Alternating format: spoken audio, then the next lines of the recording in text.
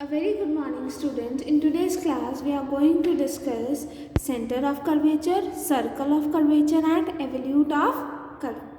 Is it right, student? Before discussing all this, हम सबसे पहले recall करेंगे curvature की curvature क्या है? What is curvature? हमने कोई भी curve consider करी, let AB be a curve. उस पर कोई भी points लिए, let P and Q be the 2 points. ये जो 2 पॉइंट्स हैं जिस रेट से बेंड हो रहे हैं उसी रेट को कंटिन्यू करते हुए हमने क्या करा, एक सर्कल ड्रॉ कर लिया. ये जो सर्कल होगा it is called as an circle of curvature. ठीक है स्टूडेंट्स. एंड इस सर्कल का जो सेंटर होगा वो क्या होगा, centre of curvature. Is it right student? And what is evolute of a curve?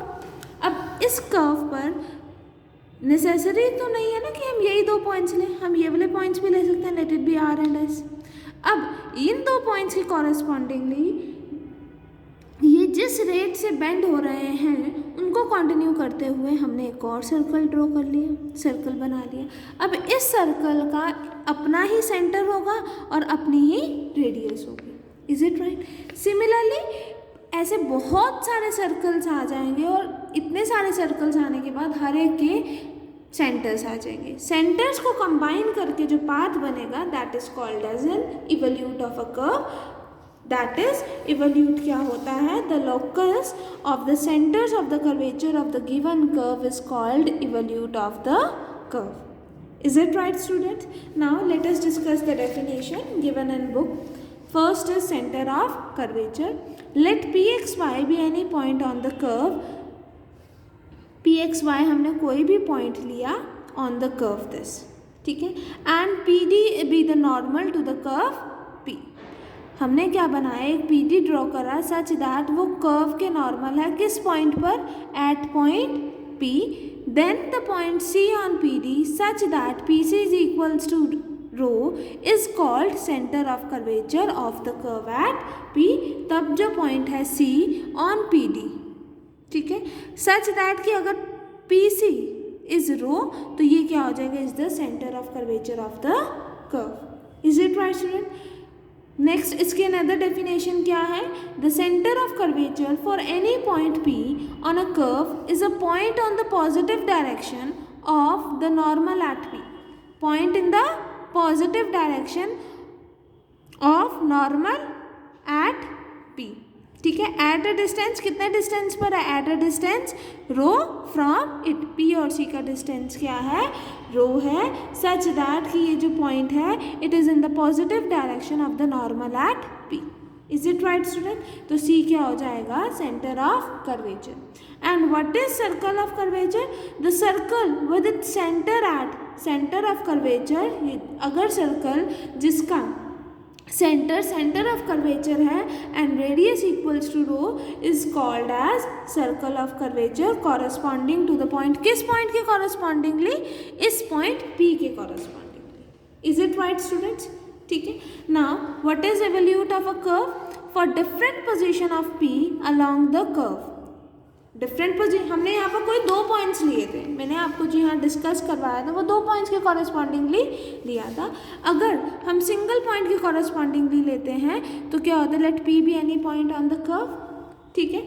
अब हम क्या करेंगे, इसके कॉरेस्पॉन्डिंगली एक नॉर्मल बनाएंगे सच दैट, कैसे कि ये जो पॉइंट c है ये p से रो डिस्टेंस पर हो और ये क्या बना रहा है हमारे पास, सर्कल. ठीक है. ठीक है. और ये जो है ये पॉजिटिव डायरेक्शन में होना चाहिए to the normal at p. तो ये क्या बन जाता था, सेंटर ऑफ कर्वेचर. c क्या हो जाता था, सेंटर ऑफ कर्वेचर. और वो सर्कल जिसमें सेंटर ऑफ कर्वेचर होता है वो क्या हो जाएगा हमारे पास, circle of curvature. Is it right student?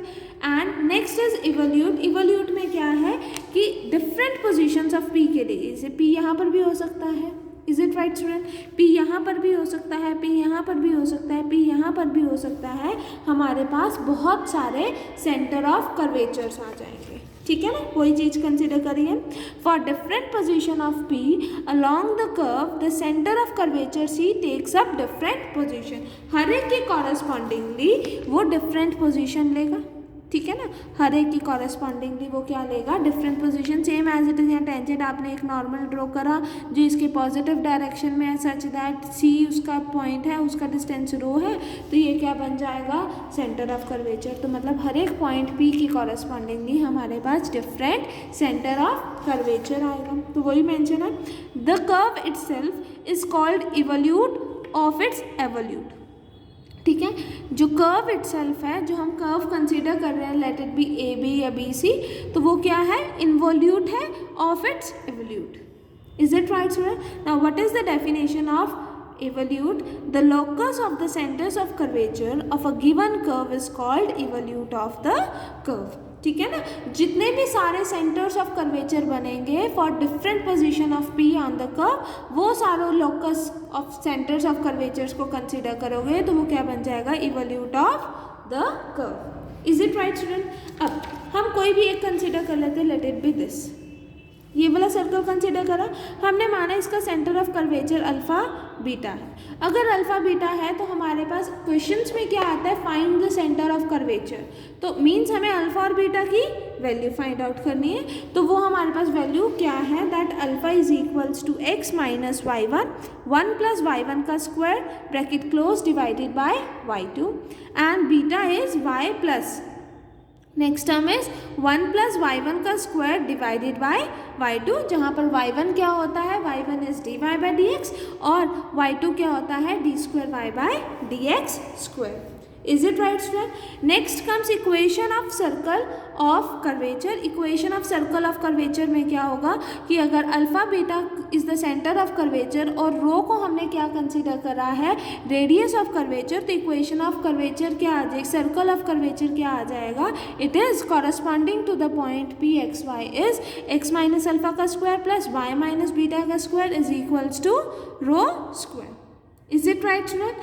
Now next is equation of evolute. Equation of evolute में क्या होगा, alpha is equals to x minus p sin xi and beta is equals to y plus p sin cos xi, ठीक है, जहाँ पर x y row xi all depends on s। अब यहाँ पर xi क्या है हमारे पास, ये हमारे पास क्वेश्चन में है, that is xi is the angle which the tangent at P to the curve makes an angle xi with OX axis। मतलब जो tangent at P है वो x axis के साथ कितना एंगल बनाती है, xi angle. Is it right student?